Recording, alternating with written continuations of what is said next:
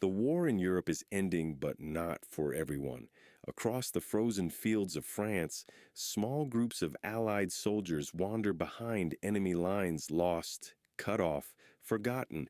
6 men, Americans, and one Polish corporal survived an ambush near the Marne. Their jeep was destroyed, their maps gone, their rations spent. Only instinct and faith keep them moving. Each carries more than a rifle. Keller from Indiana, who once worked a farm not unlike these fields. Donovan, the joker from Kansas, now silent. Reese from Ohio's steel mills. Daly from Pennsylvania's coal towns.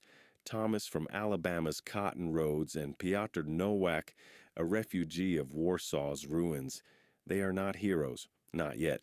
Just tired men walking through enemy land, praying for a miracle.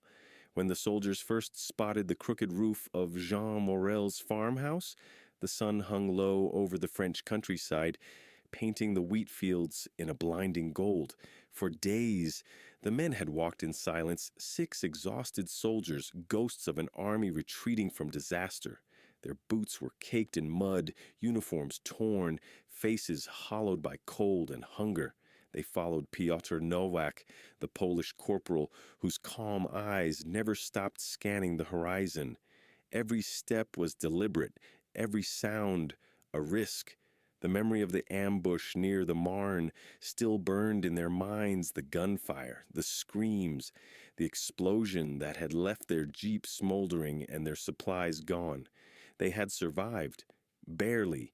Now, survival meant silence. Keller was the first to spot the house. "There," he whispered, pointing through the tall wheat. The others followed his gaze. A crooked roof, a leaning chimney, walls that seemed too thin to withstand the wind. "Looks empty," Keller said. Donovan shook his head. "Empty or not, it's too perfect. No smoke, no movement. That's the kind of perfect that gets you killed." But there was no other shelter in sight. The men crouched, studying the house as the sun dipped behind the hills. Finally, Piotr gave the order. "We move." Quietly, they crossed the field in a crouch, rifles ready, nerves tight as wire. When they reached the porch, Keller lifted a hand to knock, but before his knuckles met the wood, the door creaked open. Jean Morel stood there, thin, gray-haired, eyes sharp and unreadable. He didn't flinch at the sight of their uniforms. He didn't ask who they were. He simply said in a low, steady voice, "Quickly, before the ghosts find you inside." The air smelled of dust, old wine, and wood smoke. The kitchen was small, cluttered with tools, bottles, and memories. Jean moved with quiet precision, his every step practiced, purposeful. He pointed to a worn rug near the table. Beneath it, a trap door. Keller lifted it carefully. A cold breath of earth rose from the darkness. One by one, the men descended. Keller, Reese, Thomas, Daly, Donovan, and finally Piotr. The last thing they saw before the hatch closed was Julian's face, pale in the lamplight, eyes filled with something like defiance. Below, the cellar was cramped with earth walls, crates of potatoes, and the faint smell of dampness. The lantern flickered, casting trembling shadows across their faces. Every sound from above made their hearts seize, then silence, until it came. A dog's bark, boots on gravel, the low growl of an engine, a German patrol. Above them, Jane moved calmly. The men could hear his footsteps, slow and deliberate. One of the Germans called out sharply, "Old man, you're alone here?" Jean's voice replied, quiet but steady. "Yes, just me and the dust." The soldiers in the cellar held their breath. One of the Germans poked at the floorboards with a bayonet. The blade scraped dangerously close to the trap door. Another led his dog across the rug. Thomas's breathing came too fast. Piotr's hand shot out, gripping his shoulder. "Do not move," he whispered. "Do not breathe." The dog whined. The German sergeant cursed under his breath. Minutes stretched into eternity. Then a door slammed. Footsteps retreated. Engines rumbled, fading into the night. Silence again, a silence thick enough to break the strongest man. After what felt like hours, Donovan whispered, "I thought that dog had us for sure." Keller exhaled, trembling. "That man, he's made of something we'll never understand." Jean's voice came softly from above. "No courage," he said, "just stubbornness. Sometimes that is enough." The night deepened, and beneath the crooked farmhouse, 7 men waited alive, unseen and unsure what tomorrow would bring. The dawn came quietly. Pink and gold lights spilled across the wheat fields, brushing away the shadows of night. Inside the crooked farmhouse, the cellar door creaked open. Jean Morel's face appeared in the faint light, weary but alive. "Come," he whispered. "They are gone." The soldiers climbed out, stiff and trembling, blinking against the early sunlight. Outside, the air was cold and clean. For the first time in days, they could breathe without fear of being discovered. Keller looked toward the horizon. "How far to safety?" he asked. Jean shrugged. "Farther than your legs will like," he said, "but close enough if you keep your heads down." They packed quickly what little they had left. Donovan carried his revolver. Piotr checked the compass. Jean took only a walking stick and a loaf of bread. Then they began to move. The fields glowed under the morning sun. Wheat whispered around their knees as they walked in a single file. John led the way, each step chosen carefully. Every sound, every rustle could mean discovery. Keller muttered, "Feels like walking through gold," Piotr replied quietly. "Gold gets men killed." They kept going. Over low hills, through shallow streams, into thickets that clawed at their clothes. When they reached a narrow creek, Jean pointed to the rocks. "Step only there," he said. "No footprints." The Germans read the ground better than books. They crossed one by one, balancing and silencing their only friends. By midday, the sun burned high above them. Hunger gnawed, but no one spoke of it. The road to Epernay was long too exposed, so Jean guided them through the back ways, paths only farmers and foxes knew. Now and then they saw signs of war, a burned truck, a dead horse, a child's doll lying in the dirt. The world felt hollowed out, emptied of its joy. They stopped under an oak tree to rest. Reese leaned back, sighing, "If I make it out of this, I'm never leaving Ohio again." Daly chuckled softly. "You'll miss the coal mines before the week's over." Even Piotr smiled faintly. "Home," he said. "We all talk about it like it's still there." For a brief moment, they weren't soldiers. They were just men remembering the smell of bread, the sound of their mothers calling them in from the fields, the laughter of people who hadn't yet vanished into history. But peace never lasted long. A faint hum rolled across the sky. Piotr's head snapped up. "Plane," he said. The others froze. The sound grew louder, a low, mechanical growl that made the air tremble. "Recon," Jean said sharply. "Down! Into the wheat!" They dropped, pressing themselves into the golden stalks. The earth was cool and damp against their faces. Above them, the German reconnaissance plane swept across the sky, slow and searching. No one breathed. Not a word, not a motion. The drone passed overhead once, twice before finally fading into the east. Only then did they rise, dirt clinging to their clothes, hearts pounding like drums. Keller wiped his face. "That was too close." Jane didn't answer. He simply kept walking. By evening, the lights softened again, orange and blue across the horizon. They reached the edge of the forest. In the distance stood an old barn, half collapsed, forgotten by time. Jean stopped. "We will rest there tonight." Inside, the barn smelled of hay and rust.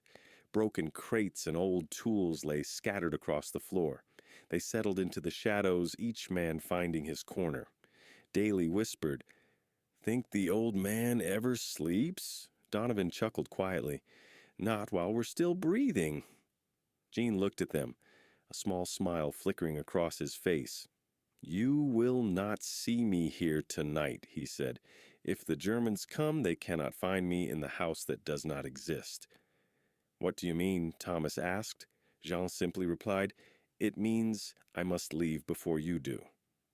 They understood then his safety was gone the moment he helped them. He was risking everything, his home, his life, his family name. The night fell heavy, crickets sang outside, the wind whispered through the wheat, and for the first time in weeks the men slept without dreams. When the dawn came again, Jean was gone. Only a loaf of bread and a note remained on the floor. Follow the stream north. Trust the forest. Do not look back. The men read it in silence. Then Piotr folded the paper and slipped it into his coat. Let's move, he said quietly. We owe the farmer that much. They stepped out into the golden light, the barn shrinking behind them, a relic of safety in a world that had forgotten mercy. The morning after John's disappearance, the 6 soldiers followed his note north. The forest closed around them, a cathedral of tall trees and echoing silence. Sunlight flickered through the branches, dancing across their faces.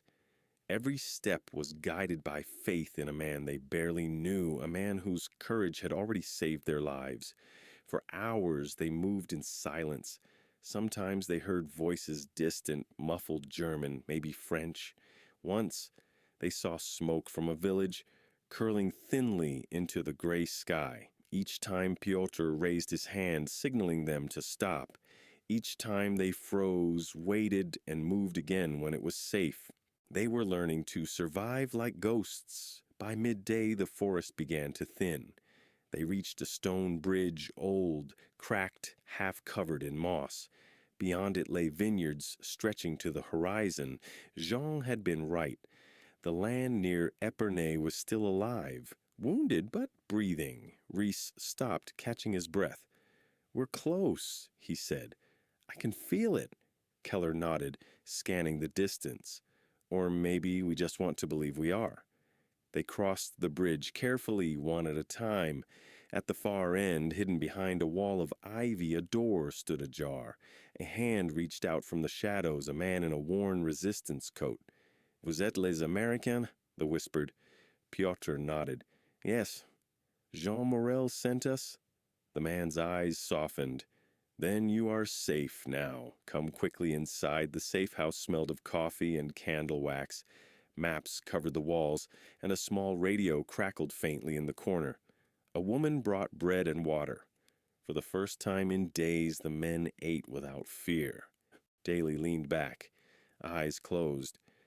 We made it, he whispered. Donovan grinned faintly. No, he made it happen. They wanted to thank Jean, to see him again, shake his hand, maybe tell him that his stupid little house had become a miracle. But Jean Morel was already back in his fields, alone. Weeks passed. The war turned, then ended. Across Europe, bells rang and flags waved. Soldiers returned home to parades, medals, and music. But in a small corner of France, Jean Morel quietly repaired his roof. He mended fences, fed his cows, replanted vines in the soil burned by war. When people asked about the soldiers, he only said, they were good men. They went home. He never mentioned the Germans, or the night the dog sniffed the trap door, or how close death had come. He simply lived, stubbornly, quietly, honorably. The world moved on. Keller went back to Indiana, where the fields reminded him of that golden French wheat. Donovan returned to Kansas, raising 2 sons who would never know how close their father had come to disappearing. Reese found work in an Ohio mill, Daly in the coal mines of Pennsylvania, Thomas in the cotton towns of Alabama. And Piotr returned to Poland, where another struggle awaited, but he carried Jean's note with him until the day he died. Years later, historians wrote about that winter, the battles, the generals, the grand strategies. Jean Morel's name appeared only once in a footnote, a local farmer who aided Allied troops during the Ardennes campaign. No medal, no monument, just a name almost lost to time. But for 6 men who had hidden beneath his floorboards, he was more than history. He was proof that courage doesn't always shout. Sometimes it whispers. Sometimes it opens a door and says, "Quickly, before the ghosts find you." In the summer of 1945, the crooked farmhouse still stood patched roof, uneven walls, vines creeping along the stone. The locals called it La Petite Maison Stupide du Fermier, the farmer's stupid little house, but those who knew better smiled when they heard the name because inside that stupid little house, 7 men had found life when all else seemed lost, because one quiet farmer had chosen kindness over safety, and because, in the darkest of times, that house became a beacon not of power but of heart. History often forgets its quiet heroes, but some stories remain carried not by books but by memory, by gratitude, by the simple truth that humanity endures. And that, perhaps, is the story worth telling.